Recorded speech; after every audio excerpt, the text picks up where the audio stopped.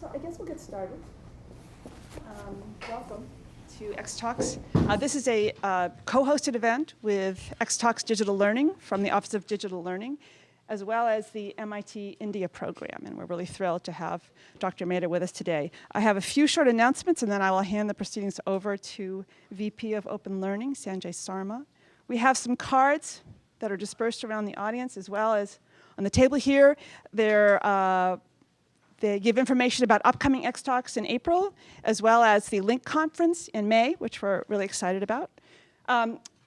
If you don't mind, we'd love if you would sign in on the clipboard. It gives us a sense of who's here and what your interests are, and how we can better serve your interest and why you come here. So please sign in and let us know what's going on. You can also get on the xTalks mailing list that way. Just a few words about the video. We are videotaping today, so if for any reason you are uncomfortable being in the video, it will be posted and made available to the public. You can sit in the back row. That's also the reason why I am using this microphone and why Dr. Mehta will use a microphone, and I'll hand it over to Dr. Sarma, is because it makes for a higher quality video in the final production, and we'll also ask you to use it when you do Q&A. So that's all the information I need to give you. I will hand the proceedings over to Dr. Sarma. Please give him a warm welcome. Thank you very much, It's a great honor for me to introduce Professor Shailendra Mehta. I met him a couple of years ago. I was in India giving a talk in education at the Indian Institute of Management, and I talked a little bit about the history of education, and Shailendra approached me and gave me this 3-minute lightning presentation on history. It was riveting and informative. And over the years, I've received articles from him, and I forwarded them to a few of our colleagues. And we've had a number of great conversations about education, design, philosophy, the history of education, and so on, particularly from an Indian perspective. Shailendra is a Delhi man like me. He went to St. Stephen's in Delhi, and then he went to the Delhi School of Economics. Then he went to Oxford. He got his PhD at Harvard. He was at Purdue as a professor there. He was at Duke.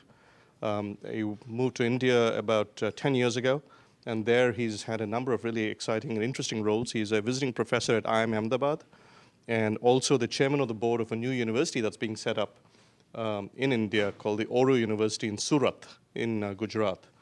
I don't want to take too much more time, but I just want to say that in my world as vice president of Open Learning, one of the things we like to do at MIT is, we're not just purveyors of learning. If we're going to do learning, we like to do research. And research needs to be multifaceted. It needs to be, what is learning? How does the brain work? But equally importantly, what's the history of education? And it's fascinating to see that history extends 2,600, 2,700 years. And I really look forward to hearing Shailendra present on this. Shailendra. Thank you. You have your... No, I have this. Thank you. Thank you so much. Great to be here. And what I intend to do today is walk you through the 2,600-year history of higher education at jet speed. This is something that I've been working on now for the past 4 years. It started with a very innocuous question, on which I have a paper that Sanjay was alluding to that some of you may be interested in. I'd be happy to send it to you. It is really my tribute to American universities, because I was educated here, as Sanjay indicated, and I taught in the United States for many years, and in many ways fell in love with the American university system. And I wrote a paper on why these universities are so good. I had a hunch that it had to do with their governance structures. And so my paper is really a study of the governance of the top 100 universities. I'll allude to it in one of the slides. But essentially, the answer that I came to as to why these universities are so good is because of the role of alumni, that whether they're public or private, religious or non-religious, they find a way to essentially have alumni as an integral part of the governance process. So then it started a process of asking a very simple question. So what were the other innovations in the history of education? And now I had been educated in Europe, so that part was relatively easy. But then it dawned on me that a large part of the history of higher education was in India.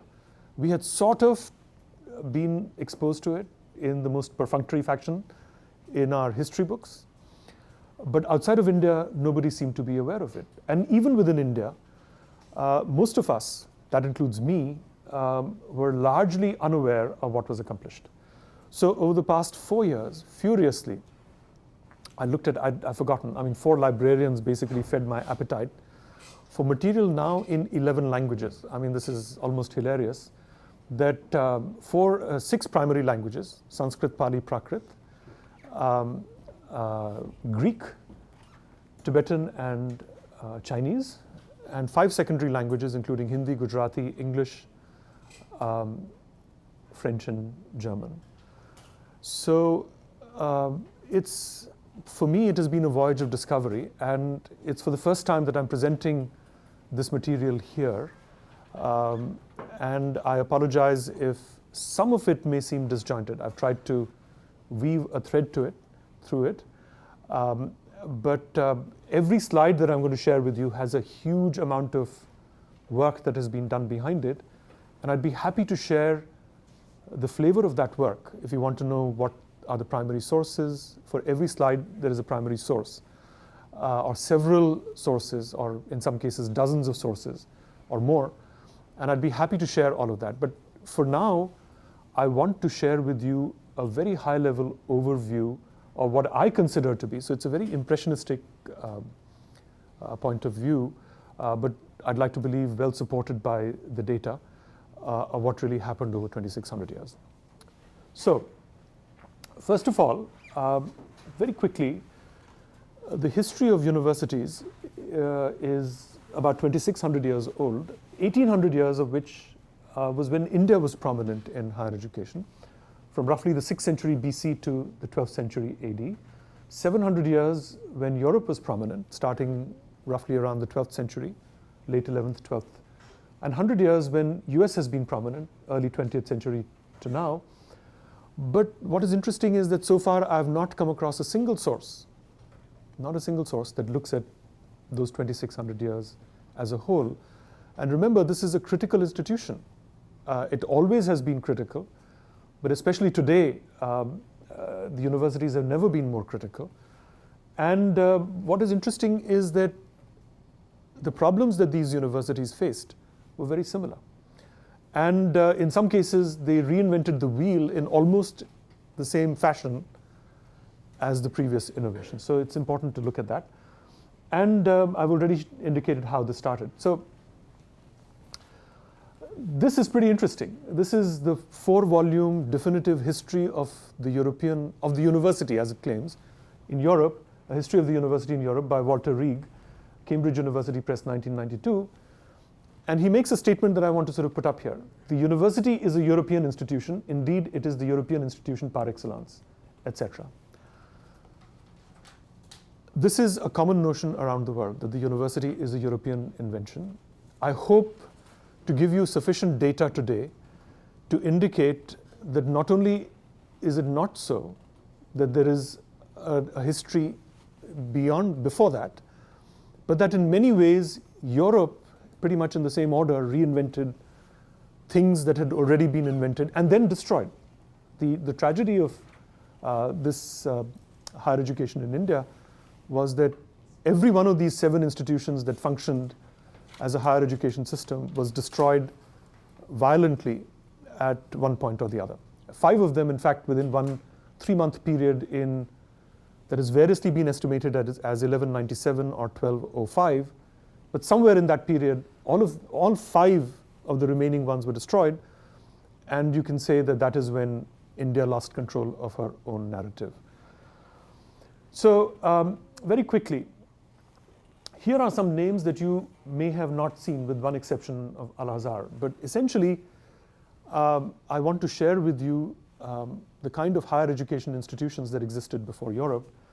And I will walk you through the geography of all of this. So just give me a few minutes and I will contextualize this. But these are some names that you need to understand. The first university, which exhibits many of the key features that we associate with the university today, was Takshala, 6th century BC to 450 AD, when it was destroyed by the White Huns who came in from the north. And then a whole series of institutions in Greece, which are not really universities, because remember, when I go all over the world and say who invented the university, the Pavlovian response is the Greeks did it. But as you would know, if you reflected on it, that they didn't have anything close to a university. What they had were schools. You had the Platonic school, you had the Aristotelian Lyceum, and so on. And you had all of these schools, but these were schools of a particular doctrine. A university, by definition, and I will indicate this in a minute, is a place where everything under the sun is looked at. And then there were, when Takshila was destroyed, a whole series of institutions were set up further east to be a little bit safer. And these were Nalanda, which, by the way, is now in the process of being revived. Amartya Sen, as some of you may know, has been deeply involved with that effort. Vallabhi, Vikramshila, Udantapuri, Jagadal, Sompura. I will talk about these in a minute. And then in parallel in China, and by the way, again, I have not been able to find very much information about these Asian universities. In some cases, no more than a paragraph is available in the English language, nor, for that matter, has the scholarship in these countries really focused on what these universities really look like. But there were several of these in China that I'm not going to touch upon because very little is known about them. What is interesting is that about the Indian universities, more is known, not because the sources exist in India, but because of the sources that exist outside of India. That is because of the people who came there from all over the world and wrote about it. And of course, the oldest the oldest university which has a continuity is Al-Azhar in Egypt that many of you, I'm sure, are aware of. So here is the timeline for Europe and the United States. It's important to look at this. Bologna, 1088. By the way, 1088 is again a disputed number. So Walter Rieg points out in his history that in 1888, when Italy was trying to develop its own identity as part of the integration of the Italian states, they hit upon this number. You know, they wanted to celebrate the 800th year of the founding of the university. So they literally, this was a date as plausible as many others. I mean, we don't really know. So they picked up this number. So many of these dates are uncertain. But what is certain is that by the late 11th century, a whole bunch of institutions in early 12th century, a whole bunch of institutions were being set up in Europe.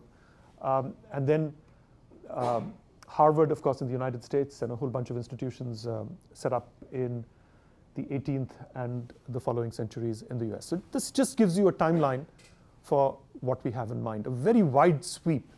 And what is ironic is that I have not seen this list put together anywhere, you know, of essentially just looking at the timeline.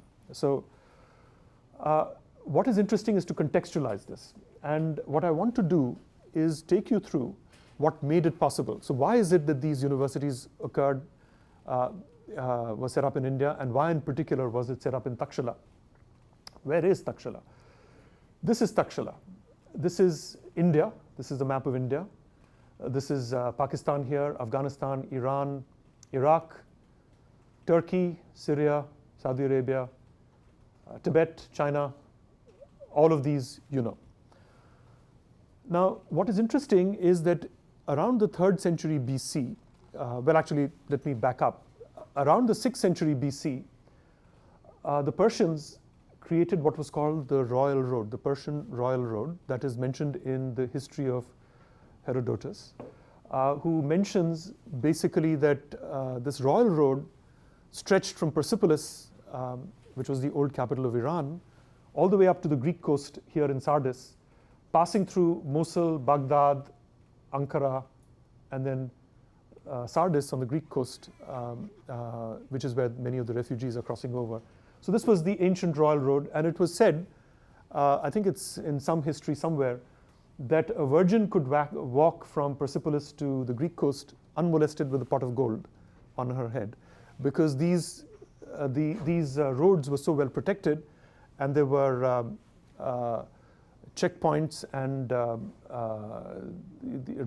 rest spaces every couple of kilometers, and very well guarded. Now, what is interesting is that around the 3rd century BC, a similar road is in existence, if not earlier.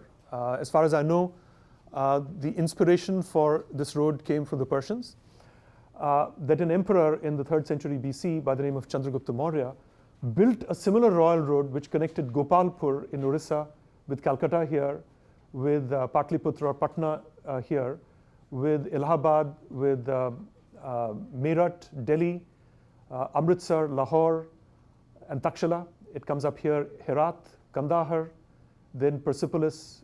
So basically, essentially, Chandragupta Maurya builds this circuit. And he builds, in the 3rd century BC, the largest empire that the world has known up until that point. And what is interesting is that he is, as a boy, he's supposed to have met Alexander in Takshala. We know this from Plutarch's lives, that Alexander and Takshala met. Alexander and Chandragupta Maurya met here in Takshala. And it's interesting that Alexander tried to conquer India and then retreated. And Chandragupta Maurya unifies the states essentially as a response to the Greek challenge. So this is the information superhighway of the first millennium, right? This is the reason why Takshala here is so prominent, because 3 major roads come together. The North Indian Royal Road, which comes here, the Persian Royal Road, which also comes here, and very shortly, the Silk Route is created, which goes from Tashkent, Samarkand, Dunhuang, and then the old capital of China, Xi'an, where you have the terracotta warriors. So these 3 roads meet at Takshala. So Takshala is, if you like, the global junction point. And what I did, it took me a day to create this map. Again, nobody, as far as I know, has put these 3 roads together. But parts of this, I mean, these have been well studied by historians. So I essentially went back to the sources, the historical sources, and literally mapped it city by city. What is interesting is that these roads are still the major highways of their respective countries. In particular, this Royal Road, which used to be called Uttarapath, or the Northern Road, is still National Highway number 1 in India, if you can believe it. So for 2,300 years, this road has been in use, at least, if not more. And similarly, all these roads have important numbers in the highway system of their respective countries. So very quickly, I'm going to take you through some other slides. So anyway, you've seen this. By the way, this is interesting, that the Persians, Herodotus says that neither snow nor rain nor heat nor gloom of night stays these couriers from the swift completion of their appointed rounds. Do you recognize this motto somewhere? US Post Office. So it's taken from there, by the way. So, and by the way, the reason for that is interesting. The architect who created the post office in New York, he was the son of a classicist, a Greek scholar. So he grew up reading his father's Greek texts. And so he chose this motto, which was then approved by the post office. So all these things I just found out in the process of looking at this. Anyway, so now this is something that is important. The world population, Angus Maddison, his OECD work from 2001, looks at the long-term population numbers. And what is interesting is that the population of the world around the turn of the millennium, 0 BC, AD, whatever you may call it, was 230 million. Asia had 171 million people at that time. If you look at the population shares, it's absolutely astounding. India, in the first 1,000 years, from 0 to 1000 AD, had somewhere around 1/3 of the population. China was actually smaller at that time. The world GDP shares are even more revealing. These are the actual GDP numbers. The GDP of the world in 0, somebody actually went and calculated this, is about 102 billion. And the population shares are even more revealing. 1/3 of the world's GDP around 0 AD is in India. Even around 1000 AD, it's 28.9%. China is close by. So you can see why the whole world wanted to come to India at that point. More importantly, if you compare it with the other nations that have been dominant, France reached its peak in 1870, Britain in 1870 as well. at 6.5 and 9.1% respectively. Germany is 8.8 in 1913. USA and the Soviet Union reached their peak in terms of percentage shares in 1950. And this gives you a sense of the long-term economic dynamics. And this is also reflected in this diagram that I've taken from the McKinsey Global Report on the urban world. If you look at many of you are engineers here, you would appreciate that if you look at the economic center of gravity, in 1 CE, it was right around Takshila. See, this is the border of India. This is Takshila. And it moves obviously steadily westward. This coincides with the power of the US in 1950. And then by 2025, it's coming back there. I think no slide captures the long-term economic dynamics as well as this particular slide. Now, so located at the Smart Museum at the University of Chicago is the sculpture by Howard Hunt, which is Why. The sculpture is called Why. The reason why I mention this is because the first people in the world who asked why, that is the philosophers, were in India. Again, when I go around the world, and by the way, I'm taking this from Ben Ami Scharfstein's History of Philosophy. He's a professor, or used to be a professor emeritus at the Hebrew University of Jerusalem. And he's written this very fine work on comparative philosophy. Now, what is interesting is that the first people in the world to ask why were not the Greeks, but they were the Indians. And what is interesting even more is that the first 4 people to engage in a recorded philosophical debate were Uddalak Aruni, his student Yagyavalkya, Yagyavalkya's wife, way for them to attend by supporting them financially. That is what MIT does. That is what all the great American universities try and do. You try and build the best possible class, not on the basis of their ability to pay, which is what would happen in the marketplace, but on the basis of their ability to contribute and absorb. Secondly, public goods. You're producing knowledge, which is free, shared with everybody, and there is asymmetric information. Now, actually, wait. So I was going to have a quote from Plato. Asymmetric information, I have it somewhere. It's coming up later. I think the slides are out of order here. Plato says that education is different because of asymmetric information. He said, if you buy a piece of food and you think that it is not of the highest quality, you can return it. You can return it fairly quickly because you can figure out whether that food stinks, literally and figuratively, fairly quickly. But he said, education is not like that. By the time you figure out that it's not a good education that you've gotten, it's too late. The damage has been done to your soul. And in the US, fortunately, the problem is not as severe, though the problem of asymmetry remains. There are many people from disadvantaged communities who really don't know which is the best fit for them in terms of universities. And this is in spite of so much of publicly available information here in this country.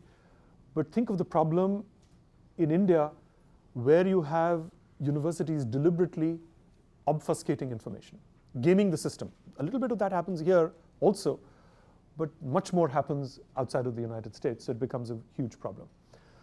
So anyway, I will come back to this. So let me walk you through the series of innovations that I'm going to talk about in India, in Europe, and the United States.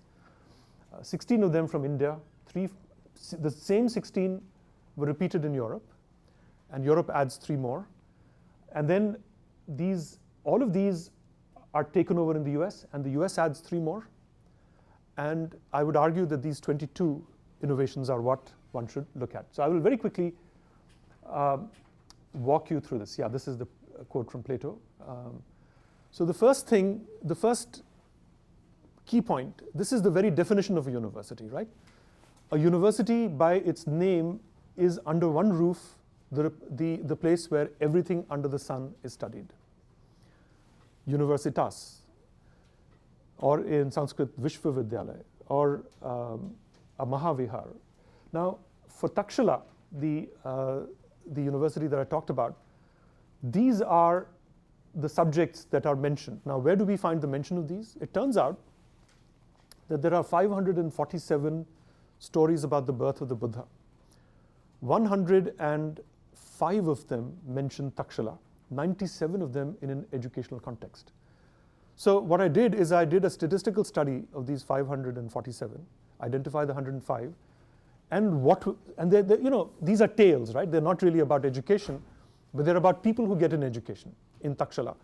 So they indicate what is it that this person studied, how much did he pay, what did he do when he came back, and by the way, at this point they were all men. That changes, I will talk about it. So what they did is that they talk about all of these, and what is interesting is that the 4 core subjects of theology, of law, liberal arts, and medicine, which by the way were the 4 key subjects for Europe. For the core of the university in Europe consisted of these 4 subjects. That was present right at the beginning, and everything else that was known at that time. A big part was military science. So what are you doing? I'm going to study military science at Takshala, is a standard refrain that you see in these stories. There's also a very prominent medical school, and I had a chance to go to Takshala, to the museum, and this slide is actually taken from there, but actually via a paper by Naqvi, who's a Pakistani doctor practicing in Britain. These are some of the medical instruments, basically, that surgical instruments that were excavated around from the 3rd century BC. Many of them having to do with the extraction of a stillborn fetus. And what is interesting is that this is a gruesome looking instrument, but actually used by surgeons even today to extract a dead fetus. And these are very similar to the modern instruments that are being used. So he compared it. I won't go through this comparison. It was a pretty sophisticated medical school. So apart from surgery pertaining to gynecology, another very prominent one, I will not have the chance to talk about it here, was eye surgery, cataract surgery. And there are huge laudatory references in the Chinese literature, including one from a 7th century poet who said that the surgeons in India, and from Takshala in particular, are the ones who have bestowed a second life to me, because they have made me see. They made me able to see, they've made me capable of seeing something that I was losing the ability to see. So then these institutions were residential. In Takshala, they were all residential, with a few exceptions of day scholars. They were global. The kinds of people who visited there, you'd be surprised. Alexander, you can look it up in Plutarch's Lives. He goes to Takshala to learn from the philosophers. He goes looking for the philosophers, and in Plutarch, the recreation of the dialogue that he has with the philosophers is there. Democritus, almost certainly he went to Takshala. Democritus is known as the father of Greek atomic theory. If you look up your chemistry textbooks, his name comes up. He was there almost certainly at Takshala, and you know what? He almost certainly picked up the atomic doctrines of Nyaya Vaisheshik that were available there. Apollonius of Tyana, perhaps even St. Thomas, one of the early apostles of Christ, passed through Takshala. And within India, the Chandragupta Maurya, the emperor, Kautilya, who wrote the first textbook on economics, Arthashastra, and on political economy, Panini, the linguist that Noam Chomsky, eulogizes, Charaka, the foundation text for Ayurveda, the Indian system of medicine, all of these are there. Peer review. Now, again, there's no direct evidence in the university system, but I mentioned Charak, who wrote the textbook on medicine. There's a quote from there about a medical conference, and these are the participants who are there. And it says that the 5 theses were approved in this medical conference. And what is interesting is that when that was done, the word that is used, and I put the actual Sanskrit here, is sadhu, aho sadhu. Aho sadhu means congratulations and well done. That is exactly what my thesis supervisor told me when I got my thesis. So it's kind of interesting that the same peer review process was happening. And by the way, I will talk about this in the context of Europe, that the peer review process was happening outside of universities, and the universities brought it in.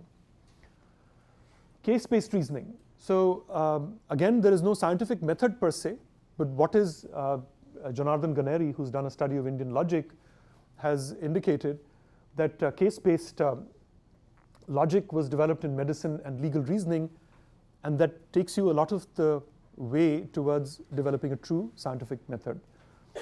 What is interesting is that now with genetics coming in, the same logic will have to be expanded, because this is really about how do you talk about treating a population of 1, n is equal to 1 with your unique genome, how will you treat it? That has always been the approach of the Indian and the Oriental medical systems. Financial assistance, very interesting, because again, these teachers realized that they wanted to put the best class together. There is reference after reference that even in the 6th century BC, meritorious students who didn't have the money to pay, by the way, it was privately financed at that point, the teacher found 2 ways to deal with it. He would say, either pay me later when you become rich and famous, or you can do a work study program that you can work, you can help me with my chores and my teaching in the daytime, and I will also teach you in the evening or at night. So that is there. Then what is interesting is that later on, these 6 universities, after Takshila was destroyed, they have public funding. What they do is that the state supports it fully, and the model is very interesting. For Nalanda, which at its height had 1,500 faculty and 8,500 students, which we know from Chinese sources, the Chinese travelers who were there, that it was supported by the land revenue of 200 villages. So the way in which the king financed his expenditure was through 1/6 of the tax on produce. So essentially what would happen is that the universities would be given a charter saying that these villages, the land revenue, the tax, rather than going to the king, comes to the university. So what is interesting is that the king of Java gifts 5 of these villages. So what he does is he sends a large quantity of gold to the king and says, this is the net present value of these 5 villages. You take this one-time lump sum payment, and for the rest of history, you basically just give the land revenue of these 5 villages. So there are kings from Indonesia at that point who are supporting this. And what is even more interesting is that they also developed endowments. And I will touch upon that as to why this came about. It was called Akshaya Nidhi, that is the endowment that does not decay. And it is the same idea that is formalized later on, the idea of an eleemosynary corporation. Now, why did this happen? Now, why was this happening? So how come these universities were created in India? The reason is that the first, again, this has not been looked at. Again, I stumbled upon this, and it was just an eye-opener that the first corporation, the earliest corporation that exists even to this day is the Buddhist monastery. 2,500 years old. And essentially, the rules of that were laid down very clearly by the Buddha over 45 years. And you can read those rules even today as to how they should function. And these same monasteries became the nucleus of the universities. And so essentially, the charter of those universities, and again, it's a fascinating story. And in fact, some historians have even speculated that there were Buddhist monasteries in Egypt and the Middle East around the 2nd century BC, that some of the Christian monastic traditions, in particular the first Christian monastery set up by the Benedictines in 529 AD, may have taken some of these from there. So these were corporations, and this is actually a replica of the seal that was that was created by the king to memorialize the gift of 5 villages by the king of Sumatra. These universities had a system of degrees that they gave. You can recognize some of these words: Acharya, Upadhyaya, Pandit, and Mahapandit. They were knowledge repositories. At Nalanda, there were 3 libraries, 9 stories high. The Chinese traveler describes it as beyond, the spires were in the clouds. They had admission standards, and the way in which it functioned. By the way, you need to have selection, right? You don't want to let everybody in. You want the brightest group of individuals that you can find. So Nalanda had a very daunting criterion. You could only get into the university if you met an exam, if you met an entrance test at the entrance. It was literally an entrance test. That when you arrived at the door of Nalanda, you were met by one of the senior-most professors who gave you a quiz on the spot.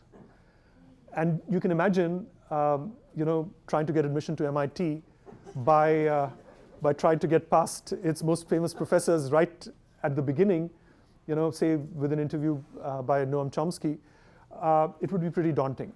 Most people would not even dare. But even of those who dared, the selection, this is Yi Jing, the Chinese traveler, he says the selection rate was 10 to 20%. In Vikramshila, it was even more interesting. The 6 senior-most professors were assigned to one of the 6 gates. They were called the Dwar Pandits, that is, the gate professors. So just as you have university professors here, who are the most eminent at Vikramshila were the gate professors. All this is, I mean, deep evidence for this. These universities competed with each other. There were 7 of them and many centers, many smaller centers. So there was competition just as there is in the United States and there was in Europe. This is absolutely interesting, academic freedom. Now, before I come to it, in 1794, Immanuel Kant is accused by the king of distorting the teaching of the Holy Scripture. And he defends himself in a book called The Conflict of Faculties and asks for the faculty to discuss, debate, and write according to the best of their knowledge and conscience. Now, this is 18th century, late 18th century. By contrast, this is 11th century, a Tibetan eyewitness account of a morning congregation at Vikramshila. Several thousand academics are in attendance. The king is there in the audience. Nobody rises when the king comes. But when the senior-most academics come, everybody rises, including the king. Stunning. This is from 1893. There's a translation in an obscure journal that I found of an eyewitness Tibetan account, which indicates this, basically. So what is interesting is that these universities had the freedom, free from the state, to discuss, as Zhuan Chang said, all possible and impossible doctrines. Religious, secular, scientific, philosophical, no limitations. And what is interesting is that the state had no religion. The king had a religion which may have been different from that of the monastery. And many Hindu kings supported Buddhist monasteries and vice versa. But this was that. Now, this is actually a photo, a painting of the vice chancellor of Nalanda and Vikramshila. For a while, he held dual charge. His name was Atish Dipankar. The king of Tibet sends a muleful of gold to entice him to come to Tibet. Of course, he gives the gold to the Nalanda and Vikramshila monastery and then goes and spends 12 years in Tibet doing that. Very interesting. Women's education. Vallabhi in the West, it was founded by 3 women. 3 women, one of whom was of royal birth, and one was a merchant woman, and the third one was a nun. And Vallabhi became a very prominent center that many of the Chinese visited. And what is interesting is that there were separate colleges, and this is known in the epigraphic evidence. So it's hard evidence, literally, in stone, carved in stone. And all castes, religions, and regions free to join.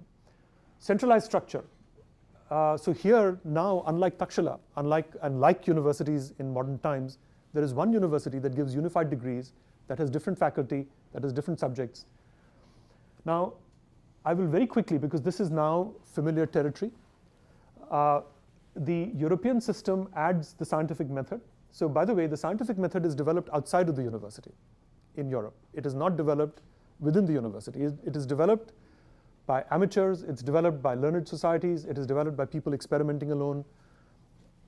And so that is one major thing that is developed outside the university and that is brought into the university system. That is a major advance.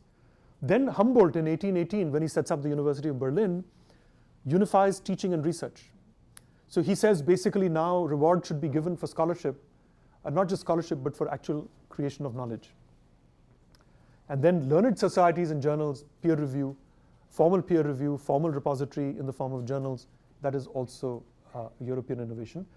And then the US adds 3 more, unitary governance, meaning the president,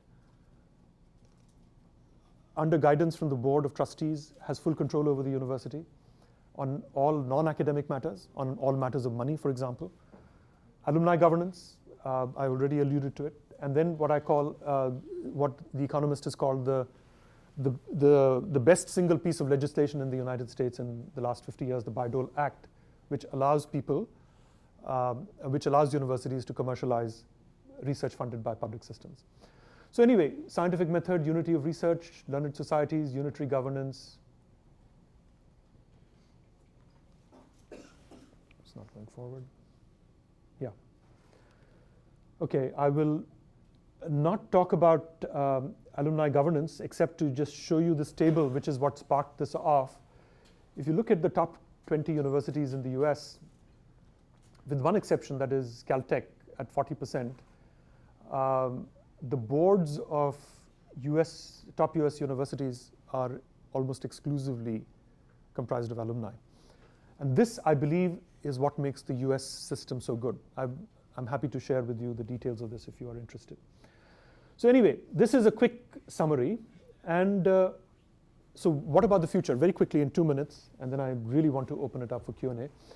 So remember, the university over 2,600 years has survived all these technologies. It started at a time when the traditions were more oral than written. Then writing comes in. Palm leaves, paper, books, radio, TV, internet. The problems that the university is trying to solve, I hope in my lightning survey, I've tried to show you that the problems that they were trying to solve were very similar, even 2,600 years ago, because of the economic logic of what this is all about. And essentially, the process is about how do you select the best people? So if I were to summarize these 22 points, this is almost the final slide. How do you select people? How do you support them? And how do you transform them? Now, this is where I want to just close with something very interesting. If you look at the origins of the university, they lie in either philosophy or spirituality or religion. Now, the Greeks basically had a process called askesis, which was the process of essentially transforming oneself. Now, what is not very well known is that every school of Greek philosophy, the Cynics, the Pyrrhonians, the Stoics, the Platonists, all of them had their own tradition of meditation, not religion, of meditation. And this was designed to transform. And the person who's written most about this, apart from the scholar, perhaps the finest scholar of Greek in the last 50 years, Pierre Hadot at Collège de France, was of course Michel Foucault, who in the last couple of years of his life got back to the mission of philosophy, which is to transform. And so the final thought that I want to leave you with is that universities should be places that should not lose sight of their original mission.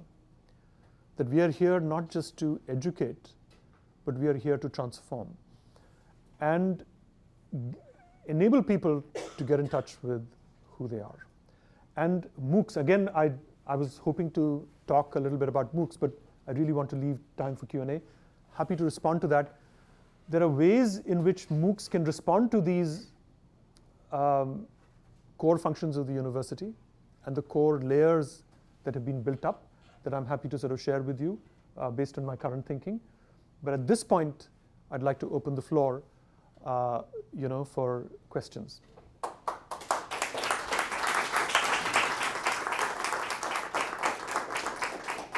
I've got to tell you something funny. So my last name, as you know, is Sharma, which is Sharman in ancient India.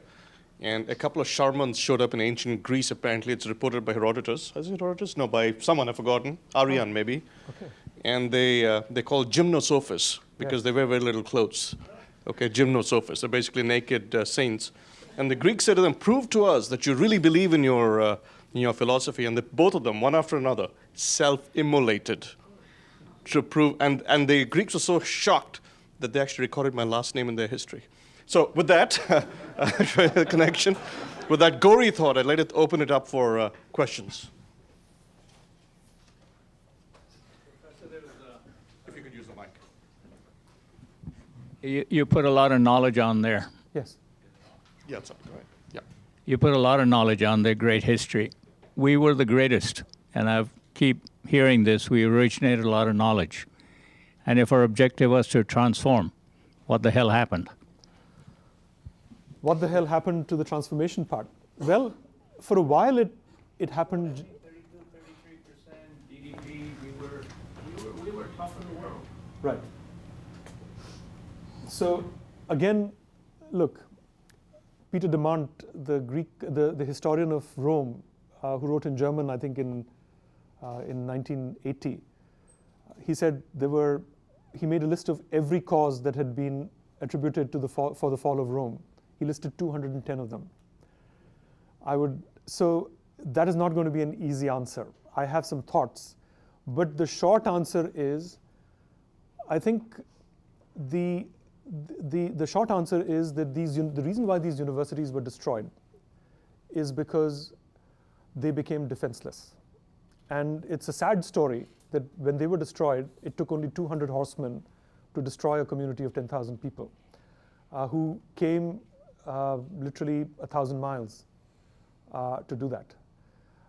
So ultimately, that was the proximate cause. But the longer answer is, of course, much deeper.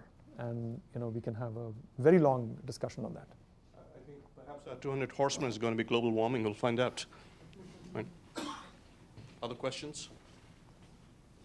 Christine?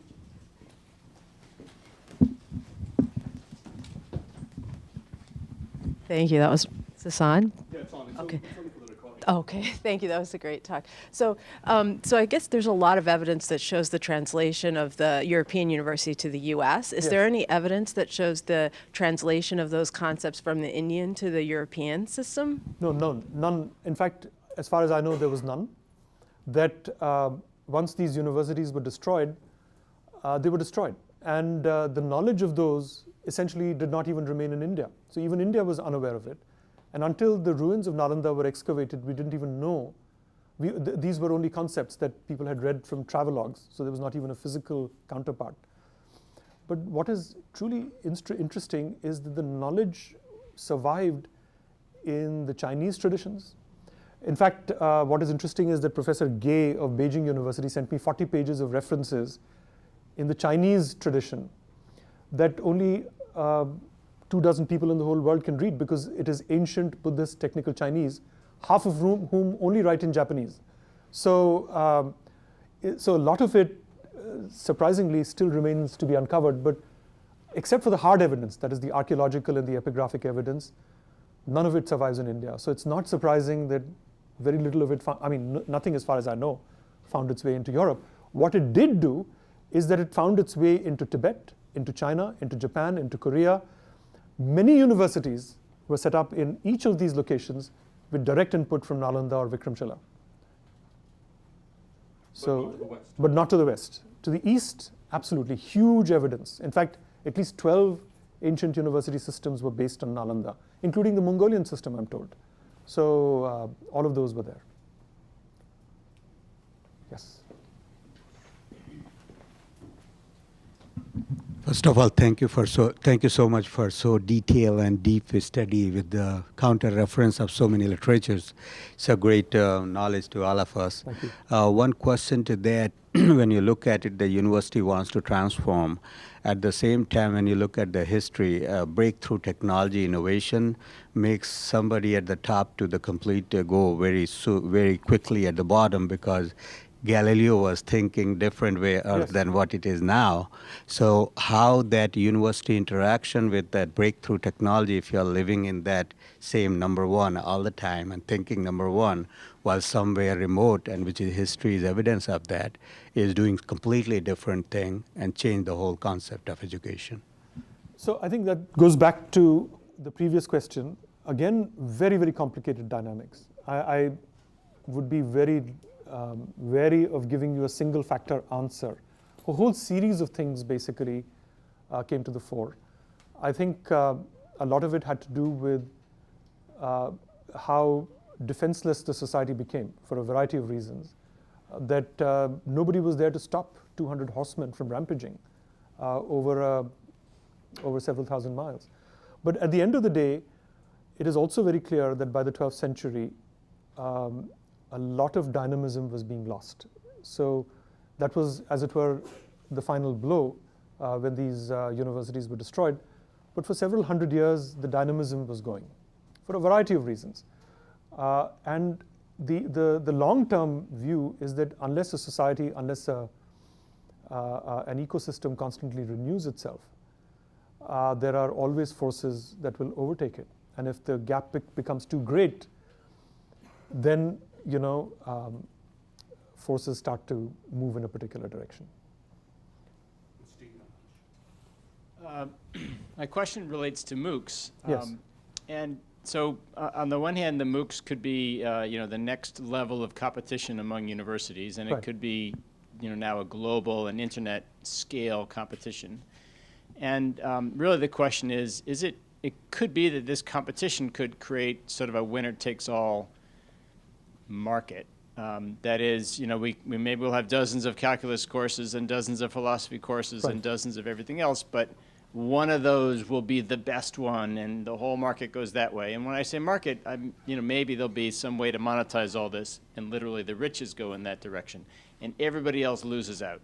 And so, couldn't this in fact be a very destructive power for universities? How do you think about that in the long term? Let me share a funny story with you. When I was Sanjay mentioned that I was educated in Delhi, right, for my first degree. The textbook that we used was Samuelson's Economics, the same textbook that was being used at MIT.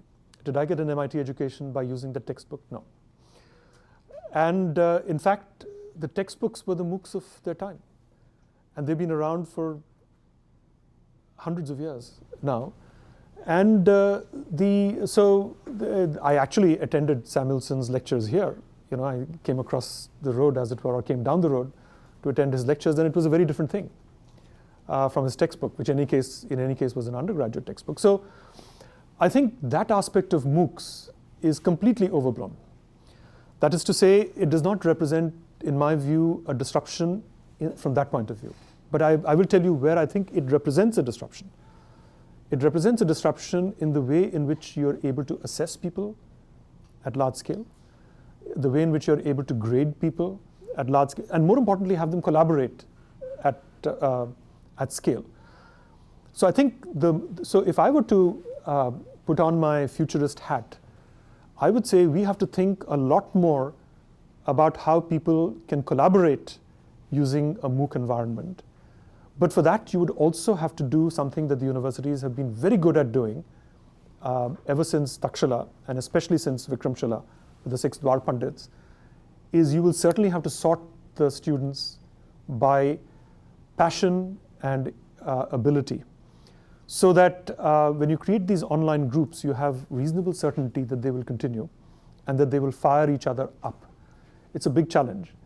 But until and unless you are able to transform, again, remember, this is not just about educating individuals. You want to transform them by changing their way of thinking. It's not just giving them a better way to solve a calculus problem.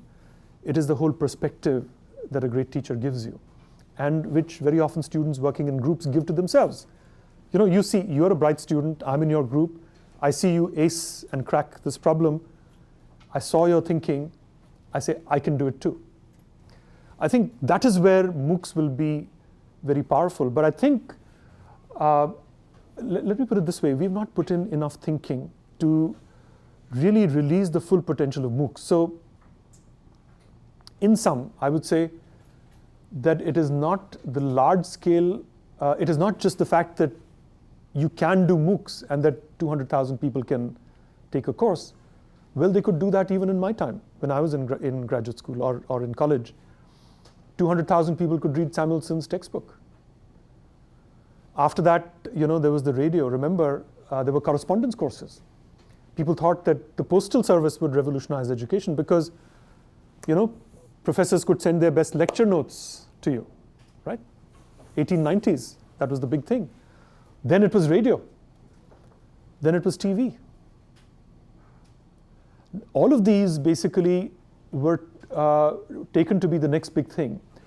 Now, unlike those, I believe MOOCs have a potential to actually do something that they were not able to do, which is to connect people. See, remember, it's a two-way thing now. These were one way. So the potential that needs to be harnessed is not the scale of MOOCs, but the two-way transformative character of MOOCs. But for that, you'd have to go back. Remember what I had in the slide. I'm sorry. Oops.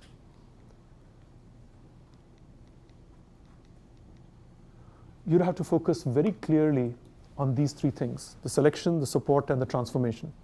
So if I were to summarize the 22 factors, it is one or the other of these. And how one looks at these, I think, will ultimately determine. So in the interest of time, I think Philip has the mic. Philip, why don't you ask your questions, and then we will end the live session, and we'll be here for a few minutes if you'd like to come and ask Shailendra the Thank you. Thank you also for this framework, which I thought was really useful in thinking about all these different perspectives. One thing that struck me, that was surprising to me, is that you only added things. So there was the Indian tradition, then the European tradition added additional points to your framework, and then the US added further things. So I was curious, didn't it also take out some? And in particular, the dimension that I'm maybe most interested in is in the last 100 years, it strikes me that the university has fundamentally changed the role it plays within society and has become much more entrepreneurial, maybe as one term, Bayh-Dole Act. Yes. Is it still playing the same important social role that it has played in the past, or should it still be playing this role? How is that role changing? Kind of what are you seeing in this last century? Well, by the way, the short answer to your first question, I believe there are two questions, is that as far as I could tell, they only added things. They reinvented things. Now again, it is I don't have the competence to go back to the original European sources, the Italian, the French, the German, to figure out exactly what were the nuances, but at least at a first glance, it seems that the same set of problems are being solved in almost the same order. Because like with Takshala, they start as a co-location of scholars. There's no overarching, and it's privately paid for. That is, each student brings his own pile of money, goes to a teacher and says, teach me. And the students get together and, organize, and then the faculty organize, and then the university is gradually born. It's the same process in Takshala. Then the same process of the monastic rules being brought in, the same process of the king then regulating these institutions, then the public funding, then the grants, then the scientific, the knowledge creation process, the corporatization, etc. All of these things. Now, when you're talking about the transformation, yes, I think if anything, the universities are playing a much more active role in society today, partly because it is the knowledge society, but also for another reason, which is the fact that in India also, there are more women at all levels of education, more girls and women at all levels of education, even in India today. Almost getting there at the postgraduate level, almost getting there. And of course, in the US, that has been true for some time, that women outnumber men in the university system as a whole. So what is it doing? It is creating actually huge inequalities, because remember, I remember when I was growing up, there were these doctor-nurse romances that were being sold at newsstands. You don't see that anymore.